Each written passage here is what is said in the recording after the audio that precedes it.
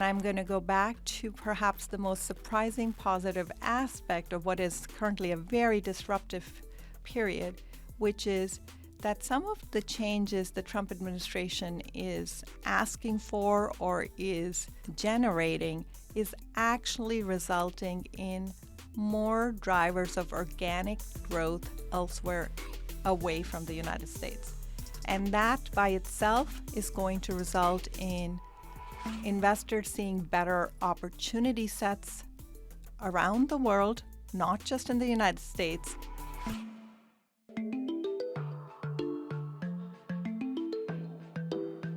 Welcome to Well Said, discussions with Wellington management, investment, and research professionals about market, macro, and geopolitical dynamics affecting investor outcomes now and into the future. I'm your host, Thomas Mucha, Wellington's geopolitical strategist and member of the firm's global macro team. The world is never static, of course, but the past few months have been more disruptive than usual. The Trump administration unwound 80 years of U.S. foreign policy in its first 100 days. Its uneven approach to trade negotiations is pressuring inflation, too. Now its demands that Congress pass an omnibus tax and spending bill continue to roil Washington, D.C., and around the world, no fewer than 60 active conflicts complicate an already highly complex geopolitical picture.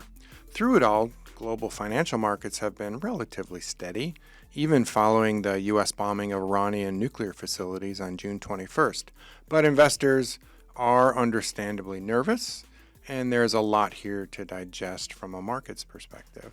So joining me today to discuss the latest developments and their potential market and macro impacts is one of my favorite returning guests, Wellington Macro Strategist, and my close colleague, Juhi Dhawan. Juhi, it's great to have you back on Well Said. Thomas, thanks so much for inviting me back. There has been a lot going on, as you said, so I am very much looking forward to our conversation. Well, let's start then with the U.S. administration's policy stance, which obviously reverberates across the globe. So 2025 is more than half over.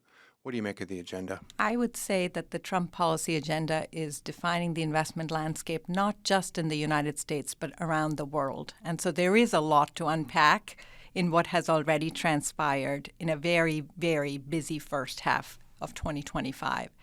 5 key elements that I want us to discuss today: DOGE, tariffs, taxes, immigration, and deregulation. I think if we think about the start of the year, it was all about as much as $2 trillion of savings from DOGE. We have seemingly moved on from it, and the end result is savings around $160 billion. Why is it that it has fallen as short as it has? I would say because the authority of DOGE really only can tackle parts of the government that are not the biggest dollar amounts, if you will. And we are seeing the shortcomings of that in the aggregate net savings that we're seeing there. So it's nibbling around the edges. Yes. Unfortunately or fortunately, the net impact in terms of how some of the agencies in Washington are feeling the reverberations, it doesn't feel so small to them.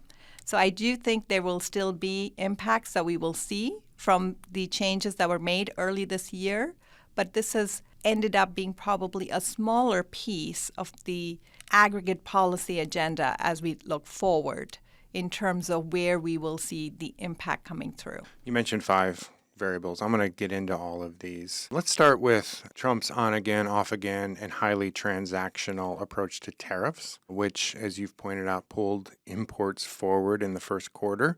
Then, rather predictably, they fell off a cliff in the second quarter. So near term, what's the likely impact here on earnings, inflation, investment spending? I mean, how are you really parsing this uncertainty in the tariff situation? Tariffs are a tax.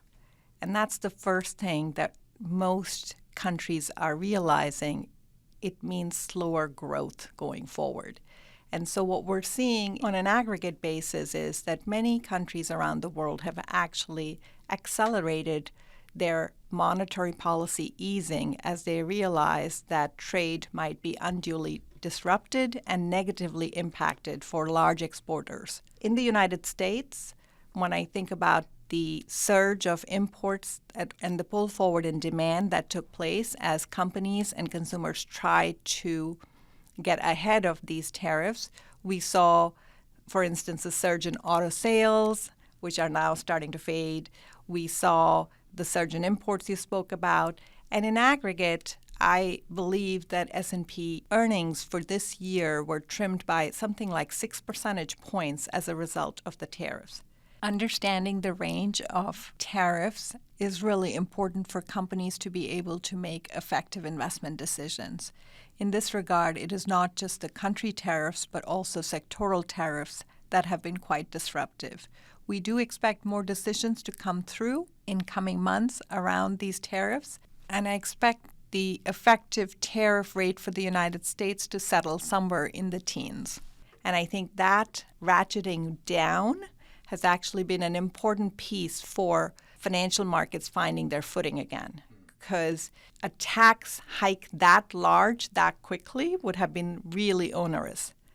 We are going to still see the impact of these tariffs come through in higher goods inflation in coming months. Also, concerns about margins for companies who will have higher cost pressures, as well as negative impact on the activity both on investment spending but also in terms of aggregate trade. So still working our way through what certainly has been an important piece of all of what the administration is trying to do in terms of reorienting trade flows. They are believers in tariffs. We do have a lot of questions about where they're going to end up in the medium term, long term. China is one piece of it. Europe is another big piece of the tariff uncertainty. How are you thinking about the impact to Europe? The EU is about to ramp up spending on a bunch of strategic sectors. So what are your views about potential winners and losers across the pond? I think one of the most important pieces of why I believe the policy agenda has such global ramifications is that every action has a reaction. And one of the most important pieces of legislation that took place earlier this year came out of Germany. Germany announced a multi-year plan, really almost spanning a decade, roughly about €1 trillion to be spent in defense and infrastructure plans to shore up its security, but also to boost its competitiveness and improve its domestic prospects. Now, we all know Germany has been and remains a powerhouse for exports. So this reorientation of trade, but also of foreign policy, was immediately impactful. The starting point of Germany having an excellent balance sheet from the government standpoint allowed them to take this important step. And the end result, if you will, is not just a stronger currency and better earnings prospects for those overseas markets, but also a realization that diversification of portfolios across the globe is an important consideration when there are these moving pieces on the chessboard. I completely agree that directionally Europe is going to spend more. We just had the NATO summit where European governments and leaders promised to spend 5% of their GDP on defense. So I do think that's a durable theme and a durable development. Again, rooted in national security, but as you say, there are other issues involved here. Now, you and I, Juhi, are recording on July 1st. There's a lot going on in Washington regarding what's happening with Congress and the president's spending bill. How are you thinking about the macro implications of what's being debated now and what we're likely to see? The tax bill, as many will remember from the first Trump administration, was a signature piece of legislation the first time around. And for many investors coming into this year, there was a lot of excitement about the policy agenda before tariffs became a very, very disruptive part of the investment environment. I do think what we're seeing in the tax bill as it's being debated is extremely important for near-term growth prospects, but also for the medium term. So some aspects of this tax bill that I especially like are rooted in not only extending the tax cuts that were legislated in 2017, but making permanent certain pieces of legislation that have expired in recent years. I'm talking about tax credits for research and development, bonus depreciation, as well as higher interest deductibility. Some of these in particular are important for smaller companies where these costs can be especially high and have proven to be quite penal in recent years. So the effective tax rate for some of these companies who are in innovative fields will actually come down as a result of these changes. So I like those aspects of the bill very much. There are also other aspects of the bill that help consumers. They are not permanent, but they will help boost growth into 2026. So there is a front-loading aspect of this bill that I think is worth considering. This will include enhanced credits for senior citizens, some measures on child tax credit, as well as no tax on tips or overtime up to a certain threshold of income. So there will be a boost for consumers as well as what we're seeing for companies. There are some offsets. I would be remiss if in this discussion we don't talk about the deficit. And that was my next question. I know I can see it on the tip of your tongue, Thomas, so I promise to come back. But what I do want to first just mention is two areas where there are significant cutbacks, even though some of them are backloaded. One is almost $1 trillion of savings from Medicaid over the next 10 years. And about a $500 billion of savings from the IRA plan that the Biden administration had put in place, which effectively reduces the number of years that some of the tax credits for green energy were in place for. So there are some savings, and those savings mitigate the cost of the bill, even though it is a very large bill. So all of that, of course, means that the government deficit will stay elevated in the United States.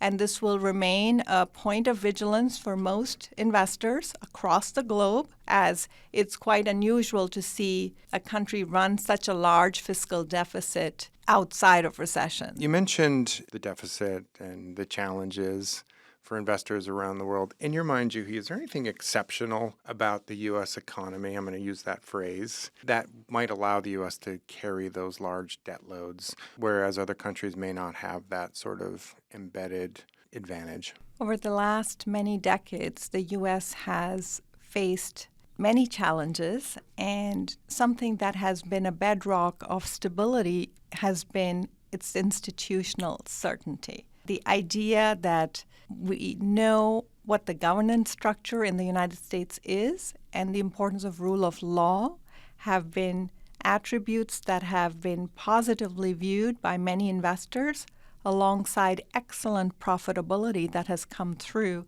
for those investing in U.S. assets. Still, I would say the term exceptional often comes when there is perhaps a lack of alternatives elsewhere. And I'm going to go back to perhaps the most surprising positive aspect of what is currently a very disruptive period, which is that some of the changes the Trump administration is asking for or is generating is actually resulting in more drivers of organic growth elsewhere away from the United States. And that by itself is going to result in investors seeing better opportunity sets around the world, not just in the United States. And I think the term exceptional might start to fade in that context, not just as people question some of the policies in the U.S., but really also start to think about what else may look attractive on its own basis. That makes sense to me as well. I do think we're in a world of a lot more diversification and a lot more differentiated outcomes. One of the other justifications for cutting government spending to offset tax relief while allowing the debt ceiling to rise is that the ensuing boost to GDP and productivity may enable us to grow our way out of debt. What do you make of that argument? The best part of the bill that I mentioned to you, which can encourage investment spending. And investment spending is particularly liked by nerdy economists like me because it can result in growth without inflation. And that gives you the magic word of productivity. If we can sustain growth at a higher point, it's easier for us also to manage the very large debt load and rising deficits that the country faces. And so some of this may be spurred by government policy, and we can come to the question of deregulation in a second and maybe talk more about that. But I think what I would watch here very carefully is whether artificial intelligence and some of the changes that are taking place across the U.S. economy in terms of shifts by companies in how they operate their businesses, whether that can boost productivity. Just to put a couple of numbers around this, since the beginning of 2024, we have seen AI adoption almost double. And what we're seeing is there are industries like the information industry, professional business services, to some extent financial services, where that take-up is accelerating. We have yet to see very, very large parts of the U.S. economy really find an effective way to harness this. But if changes like that can gather speed, then maybe the possibility of higher growth potential exists in the future. And if that's the case, it will be easier to carry our debt burden than not. Simple rule of thumb, Thomas, that we find is if the nominal growth rate of the economy can stay ahead of the interest cost and the interest rate, it at least keeps it somewhat stable. What's your gut tell you about the pace of investment towards AI and how that might play out? Do you think we're on the right path? Our technology team has been very consistently talking about the reduction in cost generating in terms of these large models. Across a number of industries. Across a number of industries, but the reduction in cost in terms of adopting these new technologies. And why that matters is because when we study prior technological breakthroughs, we have seen that really the big take-up occurs at a point when it becomes affordable and effective. And I would say to you, deployment is still segmented by specific tasks and industries finding a greater take-up than others because we haven't yet found ways to harness it. But their point about that lower cost is very encouraging to me because it has often proven to be a useful marker.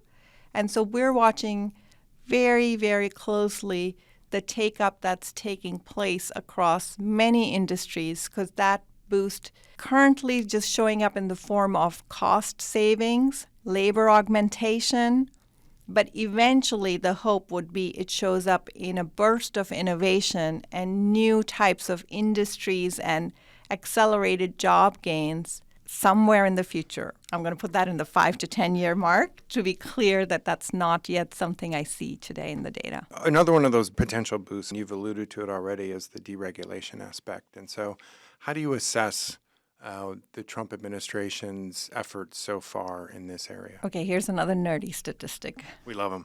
Thomas, I like to look at the Federal Register as just one way of thinking about how is the path of regulation gone in any country. And what we found is that the number of pages just keeps going up and to the right, i.e., as every administration comes in, we see more and more regulation take place. Now, there is a place for regulation. We certainly think it's important for markets to have some kind of governance and structure in place. But sometimes the cost of regulation can escalate to the point where it starts to really hurt business. And in some cases, we have heard from small businesses, from some manufacturing areas, that this cost has really gotten quite oppressive. So we are watching the deregulation drive with interest to make sure that it eases the burden, but not excessively, right? There's this fine balance between you want onerous and non-essential regulation to go away, but you don't want it to become an area that is neglected and then eventually becomes a problem. We have yet to see the full fruits of this area. And so when I think about the second half of this year and into 2026, I actually think the deregulation drive will pick up. Specifically, The financial services industry is an area where I do expect to see more shifts occur. Besides financial services, I expect the administration to be quite active in the field of energy. The energy transition remains quite important. For this administration, it is really also important to level the playing field between fossil fuels and green energy.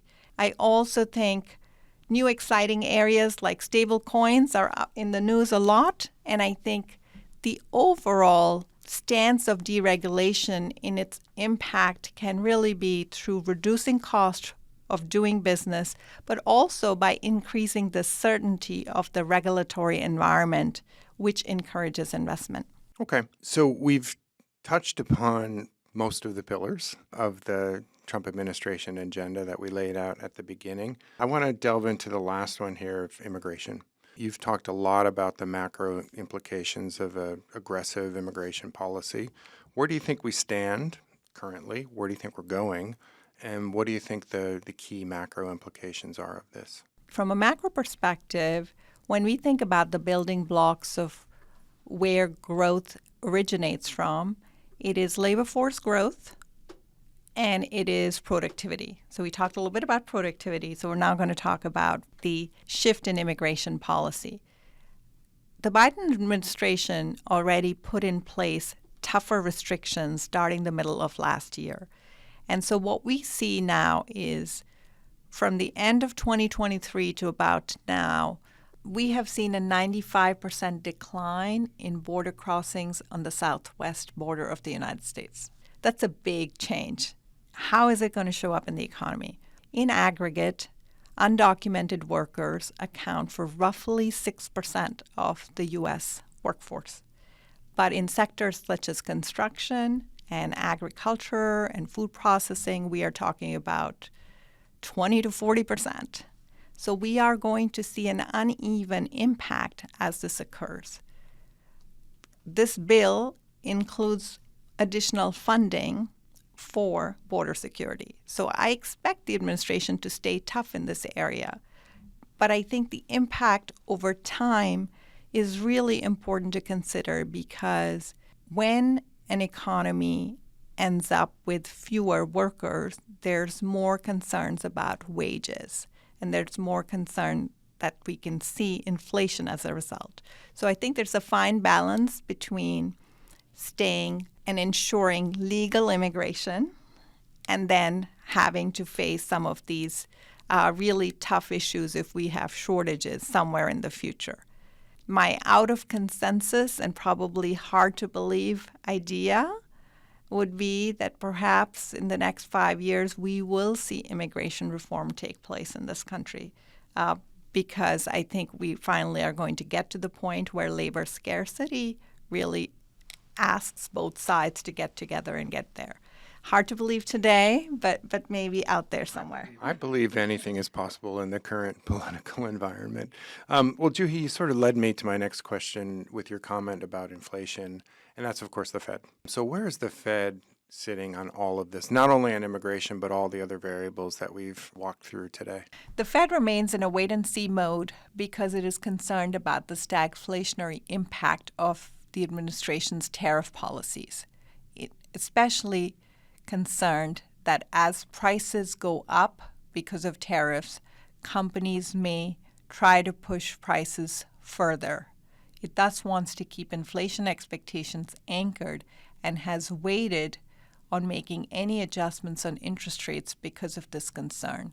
On the other side, it is aware that this is also a demand shock, and as activity weakens, it is mindful of spillover impacts into the employment base. You know, you mentioned earlier, Juhi, one of the advantages the U.S. economy has had over the years is this institutional stability. And I know you have a lot of contact with the Federal Reserve. What's the sense that you get from your contacts there about this institutional stability of the Fed, given all of the rhetoric that we've heard out of the White House? The Fed is steadfast in the goals that have been laid out by Congress and in the mandates it has chosen to follow. They continue to talk about really waiting to assess that net impact without getting involved in the political rhetoric around should policy X or Y go through. There will be one really important announcement that will occur in the back half of this year, and that will be possibly some news about who the next Federal Reserve chairman might be. And I think this will be very, very important for markets because a credible Federal Reserve chair is part of that institutional structure, which has been very important for investors to know that the Federal Reserve will do independently what it thinks is right for the economy. That makes sense to me as well. Thomas, we've talked so much about the policy agenda spanning taxes and deregulation to tariffs, but an area which has perhaps been one of the most disruptive and consequential of this current administration have been foreign policy shifts. You are our geopolitical expert, so I definitely want to hear how you're thinking about the changes that have already occurred and your expectation of whether more such shifts will occur in the remaining part of the Trump administration. So you're correct. It's been highly disruptive and will continue to be profound moving forward. And I do think geopolitics and geopolitical risk and these shifts in the U.S. foreign policy backdrop are an increasingly important variable for the markets. Given the stresses that we've seen in the geopolitical system, regular listeners of the podcast will know that I believe it's prudent to gain exposures to these long-term key national security themes that I think are likely to outperform in this environment. I've talked a lot about legacy defense, new defense technologies, climate resilience, green tech, and on and on. So I do think this time of geopolitical unrest, this time of profound change in the Trump administration policy, is likely to create all sorts of investment opportunities that sit alongside these risks. Of course, that leads to the current geopolitical crisis of the day, the Middle East, and what's been unfolding over the past few weeks. Fortunately, I think we're seeing a moment of relative calm following 12 days of fairly intense combat that, of course, drew in the U.S. military. But I do think uncertainty is likely to remain high. All sides here continue to assess battle damage, the state of Iran's nuclear program, its capabilities, whether Tehran can now consider going into a negotiated settlement, which is what President Trump continues to emphasize. We'll know more, of course, as time goes on. Thomas, the shifting tectonic plates of geopolitics, you have guided us so well in thinking about the importance of not getting complacent when these kinds of shifts occur. I think this is really important from an investment standpoint, not just in terms of the risks that it poses, but also the staying vigilant in not assuming traditional relationships in markets will hold the way they have in the past. I do think it's important for all investors, regardless of asset class, regardless of strategy, regardless of your specific exposures, to have a view on geopolitics. It's a larger tile of this broader investment mosaic that we like to talk about here at Wellington. So Juhi, that was a tremendously helpful conversation for me. We covered a lot of ground as we expected. And once again, thank you so much for being here. Macro Strategist Juhi Dhawan. It was great to have you back on Well Said. And please come back again soon. I appreciate the invitation. Thank you so much. The Well Said podcast is a Wellington management production. Our producers are Colin Hopkins, Mark Murphy, and Dana Wickstead. Editorial support by Amanda Docherty, Colin Hopkins, and Dana Wickstead. The show is recorded, mixed, and edited by Mark Murphy. Animation support from Rasa Sermonte. Production support from Dave Crow. You can listen to Well Said at wellington.com and at most podcast platforms. Thanks for listening.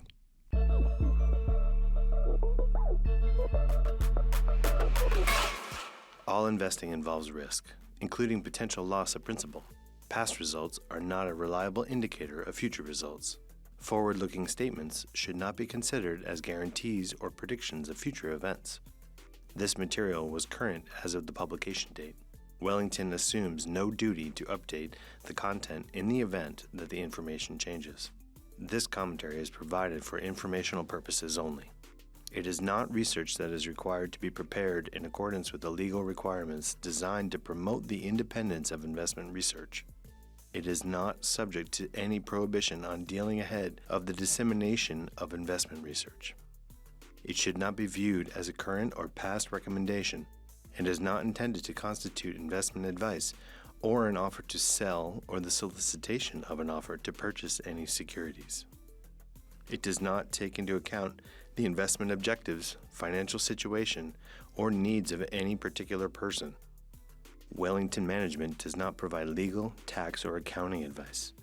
The views expressed are those of the speaker and may not reflect the views of others at Wellington. This recording may not be reproduced or distributed in whole or in part for any purpose without the express written consent of Wellington Management.